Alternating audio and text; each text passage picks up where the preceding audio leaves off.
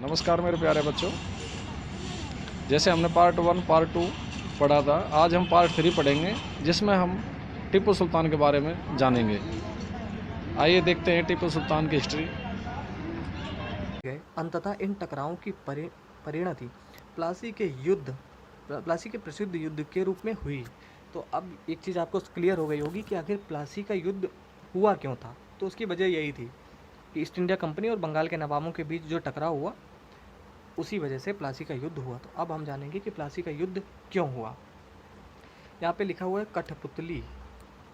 यह एक खिलौना होता है जिसे एक आप धागे के सहारे अपने हिसाब से नचाते हैं, जो किसी और के इशारों पर चलता है। उससे भी मजाक उड़ाने के लिए अक्सर कठपुतली कहा जाता है।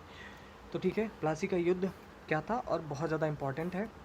क्या आप जानते हैं कि प्लासी का यह नाम किस तरह पड़ा? दरअसल असली नाम पलाशी था, जिसे अंग्रेज़ों ने बिगाड़ कर प्लासी कर दिया था। इस जगह को पलाशी यहाँ पाए जाने वाले पलाश के फूलों के कारण कहा जाता था।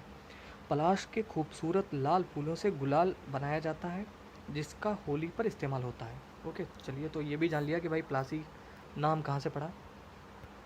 तो प्लासी का युद्ध, इसको बहुत ध्यान से देखिए। सन 1756 में अली वर्दी खान की मृत्यु के बाद सिराजुद्दौला बंगाल के नवाब बने। कंपनी को सिराजुद्दौला की ताकत से काफ़ी भय था। तो जो हाँ, सिराजुद्दौला की जगह कंपनी एक ऐसा कठपुतली नवाब चाहती थी जो उसे व्यापारिक रियायतें और अन्य सुविधाएं आसानी से देने में आनाकानी ना करे। अर्थात कंपनी चाहती थी कि कोई ऐसा नवाब बन जाए जो उसकी बातों को मानता रहे, उसको छूट प्रदान करता रहे। ओके, कंपनी ने प्रयास किया कि सिराजुद्दौला के प्रतिद्वंदियों में से किसी को नवाब बना दिया जाए। कंपनी को कामयाबी नहीं मिली। जवाब में सिराजुद्दौला ने हुक्म दिया कि कंपनी उसके राज्य के राजनीतिक मामलों में टांग अड़ाना बंद कर दे, किलेबंदी रोके और बाकायदा राजस्व चुकाए। तो ये किसने हुक्म दिया? सिराजुद्दौला ने। कंपनी को आदेश दिया कि भाई हमारे आपसी मामलों में तुम टांग मत अड़ाओ और चुपचाप अपना जो टैक्स दे रहे हो वो चुकाते रहो और अपनी किलेबंदी रोको। और कंपनी चाहती थी कि जो सिराजुद्दौला के जो प्रतिद्वंदी हैं उनको नवाब बना दिया जाए। जब दोनों पक्ष पीछे हटने को तैयार नहीं हुए, दोनों पक्ष अर्थात कंपनी और सिराजुद्दौला तैयार नहीं हुए, तो अपने 30,000 सिपाहियों के साथ नवाब ने यानी सिराजुद्दौला ने कासिम बाजार में स्थित इंग्लिश फैक्ट्री पर हमला बोल दिया। नवाब की फ़ौजों ने कंपनी के अफसरों को गिरफ्तार कर लिया, गोदाम पर ताला डाल दिया, अंग्रेज़ों के हथियार छीन लिए और अंग्रेज़ जहाज़ों को घेरे में ले लिया। इसके बाद नवाब ने कंपनी के कलकत्ता स्थित किले पर कब्जे के लिए उधर का रुख किया। तो ये स्टेप उठाया सिराजुद्दौला ने। कलकत्ता के हाथ से निकल जाने की खबर सुनने पर मद्रास में तैनात कंपनी के अफसरों ने भी रॉबर्ट क्लाइव के नेतृत्व में सेनाओं को रवाना कर दिया। इस सेना को नौसैनिक बेड़े की मदद भी मिल रही थी। तो इसका मतलब रॉबर्ट क्लाइव कहाँ थे? मद्रास में थे। तो उनके नेतृत्व में सेना भेजी गई कि भाई बंगाल संभालो। नवाब के साथ लंबे समय तक सौदेबाजी चली। आखिरकार 1757 में रॉबर्ट क्लाइव ने प्लासी के मैदान में सिराजुद्दौला के खिलाफ कंपनी की सेना का नेतृत्व किया। नवाब सिराजुद्दौला की हार का एक बड़ा कारण उसके सेनापतियों में से एक सेनापति मीर जाफ़र की कारगुजारियाँ भी थीं। मीर जाफ़र की टुकड़ियों ने इस युद्ध में हिस्सा नहीं लिया। रॉबर्ट क्लाइव ने यह कहकर उसे अपने साथ मिला लिया था कि सिराजुद्दौला को हटाकर मीर जाफ़र को नवाब बना दिया जाएगा। तो इसका मतलब हुआ ये कि जब प्लासी का युद्ध हुआ, रॉबर्ट क्लाइव एक तरफ थे और एक तरफ थी सिराजुद्दौला की सेना। तो रॉबर्ट क्लाइव ने मीर जाफ़र को ये कहा था कि ऐसा है, तुम सिराजुद्दौला की सेना के साथ खड़े तो रहना लेकिन लड़ना मत, मतलब हिस्सा मत लेना। तो मीर जाफ़र ने यही किया और धोखा दे दिया। और लालच ये दिया था अंग्रेज़ों ने मीर जाफ़र को, उसके सेनापति को, सिराजुद्दौला के, कि अगर सिराजुद्दौला हार जाएगा तो हम तुम्हें नवाब बना देंगे। तो नवाब बनने के लालच में मीर जाफ़र ने क्या किया कि अपनी सेना की बहुत बड़ी टुकड़ी को युद्ध में जाने से मना कर दिया कि अकेले लड़ने दो इसको, सिराजुद्दौला को, और ये हार जाएगा और फिर हम नवाब बनेंगे। ओके, तो इसी वजह से फिर जो है सिराजुद्दौला हार गया युद्ध। और यहाँ पर ऊपर क्या दिया गया है, ये महान्यायालय कक्ष ईस्ट इंडिया कंपनी हाउस, ये वहाँ का है। संपन्नता का आश्वासन। इंग्लैंड के लोग ईस्ट इंडिया कंपनी की शासकीय महत्वाकांक्षाओं को संदेह और अविश्वास से देखते थे। प्लासी की लड़ाई के बाद रॉबर्ट क्लाइव ने अंग्रेज सम्राट के एक मुख्य विदेश मंत्री विलियम पिट को 7 जनवरी 1759 को कलकत्ते में यह चिट्ठी लिखी थी। तो उसमें क्या बातें हैं तो जान लेते हैं कि भाई उस समय की स्थिति क्या थी। लेकिन इतनी विशाल सत्ता एक वाणिज्यिक कंपनी के लिए बहुत बड़ी बात होगी। मैं खुद यह सोचकर अभिभूत हूँ कि इन समृद्ध रियासतों पर पूरा कब्जा हासिल करने में कोई परेशानी नहीं आएगी। अब मैं यह फैसला आप पर छोड़ता हूँ कि क्या सालाना 20 लाख स्टर्लिंग की आमदनी और 3 प्रांतों का कब्जा कोई ऐसी चीज़ है जिस पर इतना शोर मचाना उचित हो। तो यह चिट्ठी उस समय लिखी गई थी, एग्ज़ाम के लिए उतनी इम्पॉर्टेंट नहीं है। नवाब की शिकायतें पहले ये पढ़ लेते हैं। 1733 में बंगाल के नवाब ने इंग्लिश व्यापारियों के बारे में यह कहा था। जब वे पहली बार देश में आए थे तो उन्होंने सरकार के सामने विनती करते हुए कहा था कि उन्हें एक फैक्ट्री बनाने के लिए थोड़ी सी ज़मीन दे दी जाए।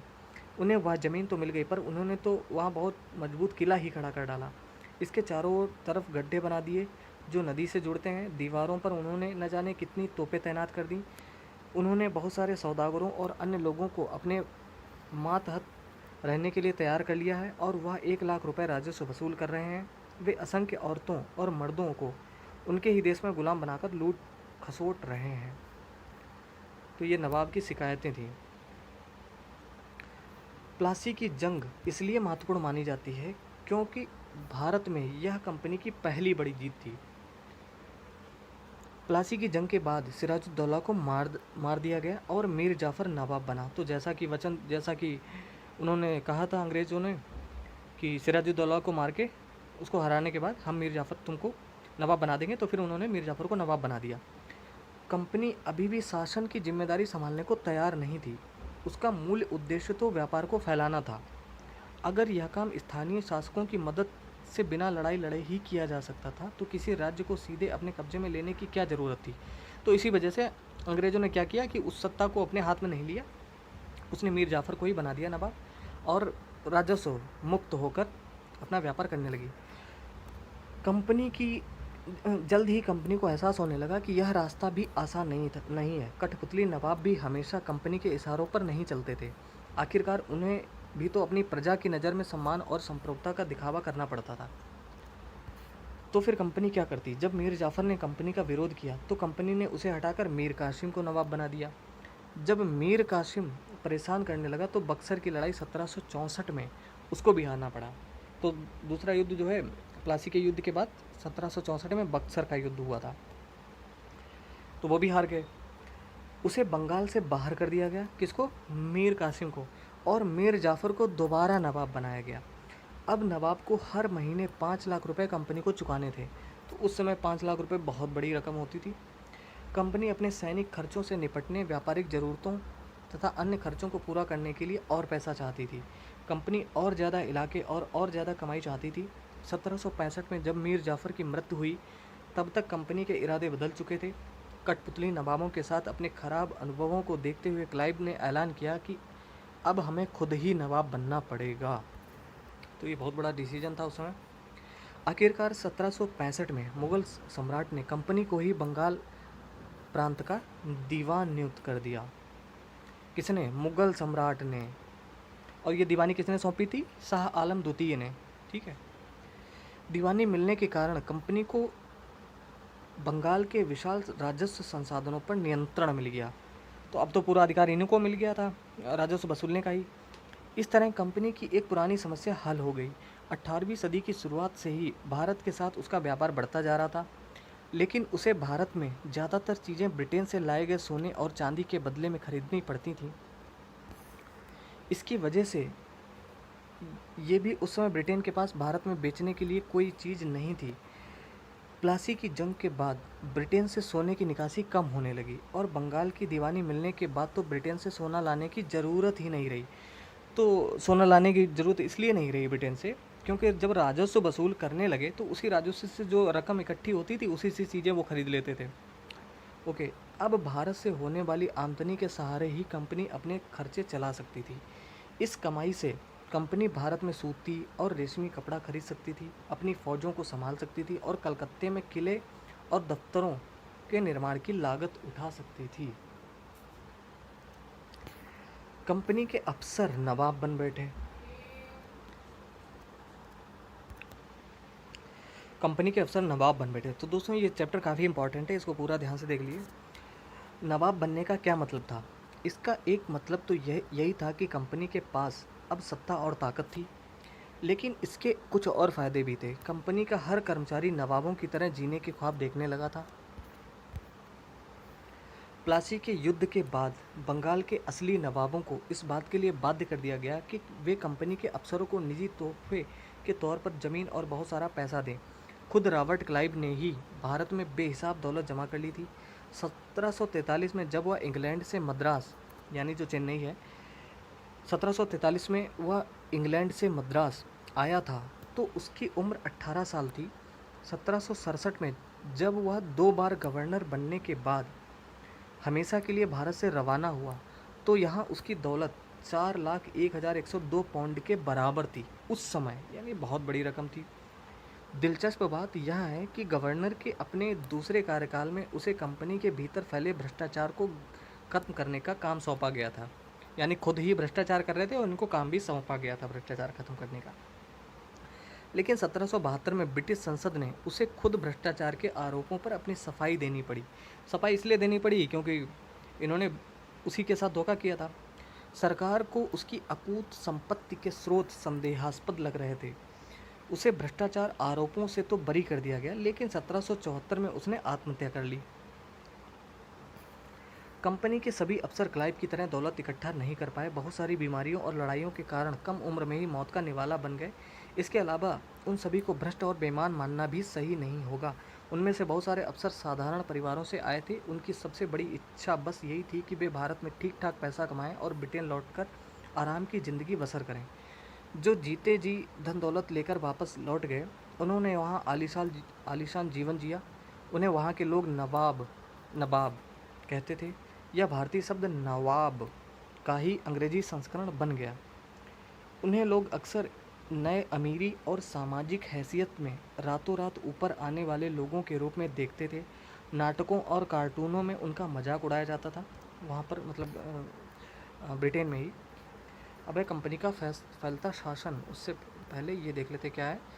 क्लाइव खुद को कैसे देखता था।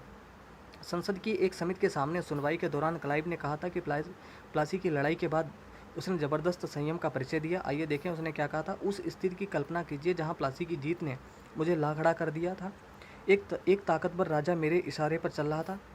एक संपन्न शहर मेरी दया पर था। उसके सबसे दौलतमंद महाजन मेरी एक एक मुस्कुराहट के लिए एक दूसरे की गिरेबान खींच रहे थे। मैं ऐसे खजानों के बीच से गुजर रहा था जो सिर्फ मेरे लिए खुले हुए थे। एक तरफ सोना और दूसरी तरफ जवाहरात थे। अध्यक्ष महोदय, मैं अपने इस संयम को देखकर खुद हैरान हूँ। ओके, तो कंपनी का फैलता शासन। यदि हम 1757 से 1857 के बीच ईस्ट इंडिया कंपनी के द्वारा भारतीय राज्यों पर कब्जे की प्रक्रिया को देखें तो कुछ बहुत महत्वपूर्ण बातें सामने आती हैं। किसी अनजान इलाके में कंपनी ने सीधे सैनिक हमला प्रायः नहीं किया। उसने किसी भी भारतीय रियासत का अधिग्रहण करने से पहले विभिन्न राजनीतिक, आर्थिक और कूटनीतिक साधनों का इस्तेमाल किया। बक्सर की लड़ाई 1764 के बाद कंपनी ने भारतीय रियासतों में रेजिडेंट तैनात कर दिए। ये कंपनी के राजनीतिक या व्यावसायिक प्रतिनिधि होते थे। तो रेजिडेंट कौन होते थे? कंपनी के राजनीतिक या व्यावसायिक प्रतिनिधि। उनका काम कंपनी के हितों की रक्षा करना और उन्हें आगे बढ़ाना था। रेजिडेंट के माध्यम से कंपनी के अधिकारी भारतीय राज्यों के भीतरी मामलों में भी दखल देने लगे थे। अगला राजा कौन होगा, किस पद पर किसको बिठाया जाएगा, इस तरह की चीज़ें भी कंपनी के अफसर ही तय करना चाहते थे। कई बार कंपनी ने रियासतों पर सहायक संधि भी थोप दी थी। जो रियासत इस बंदोबस्त को मान लेती थी उसे अपनी स्वतंत्र सेनाएं रखने का अधिकार नहीं रहता था। उसे कंपनी की तरफ से सुरक्षा मिलती थी और सहायक सेना के रख रखाव के लिए वह कंपनी को पैसा देती थी। अगर भारतीय शासक रकम अदा करने में चूक जाते थे तो जुर्माने के तौर पर उनका इलाका कंपनी अपने कब्जे में ले लेती थी। उदाहरण के लिए जब रिचर्ड बेलेजली गवर्नर जनरल 1798 से 1805 तक था, उस समय अवध के नवाब को 1801 में अपना आधा इलाका कंपनी को सौंपने के लिए मजबूर कर दिया गया, क्योंकि नवाब सहायक सेना के लिए पैसा अदा करने में चूक गए थे। इसी आधार पर हैदराबाद के भी कई इलाके छीन लिए गए थे। रेजिडेंट की क्या ताकत थी, और यहाँ पे दिया गया है, अपने बेटों और ब्रिटिश रेजिडेंट के साथ खड़े नवाब शुजाउद्दौला। दिल्ली कैटल द्वारा बनाया गया चित्र। बक्सर की लड़ाई के बाद संधियों के फलस्वरूप नवाब शुजाउद्दौला के ज़्यादातर अधिकार छीन लिए गए थे, लेकिन वह रेजिडेंट के सामने अपनी चिर परिचित शाही शानो शौकत के साथ दिखाई दे रहे हैं। रेजिडेंट की ताकत क्या होती थी? कंपनी द्वारा नियुक्त किए गए रेजिडेंट्स के बारे में स्कॉटलैंड के प्रसिद्ध अर्थशास्त्री और राजनीतिक दार्शनिक जेम्स मिल ने यह कहा था। अच्छा, जेम्स मिल का नाम हम लोगों ने पहले चैप्टर में भी पढ़ा था। दरअसल रेजिडेंट रियासत का राजा होता है। हम उसे हस्तक्षेप की मनचाही निषेधाज्ञा के तहत काम करने की छूट देते हैं जब तक स्थानीय राजा पूरी तरह अधीनस्थ रहता है और रेजिडेंट यानी ब्रिटिश सरकार के माफिक काम करता है, तो चीज़ें आराम से चलती रहती हैं। शासन के कामों में रेजिडेंट की दखलंदाजी के बिना सब कुछ चल जाता है। जब भी कुछ अलग तरह का घटता है, जब भी राजा कोई ऐसा रास्ता अपनाता है जिसे ब्रिटिश सरकार गलत मानती है, तो टकराव और उथल पुथल पैदा हो जाती है। ये जेम्स मिल ने कहा था 1832 में। निषेधाज्ञा मतलब निर्देश, अधीनस्थता मतलब दब्बूपन। अब है टीपू सुल्तान, शेर मैसूर। जब कंपनी को अपने राजनीतिक और आर्थिक हितों पर खतरा दिखाई दिया, तो कंपनी ने प्रत्यक्ष सैनिक टकराव का रास्ता भी अपनाया।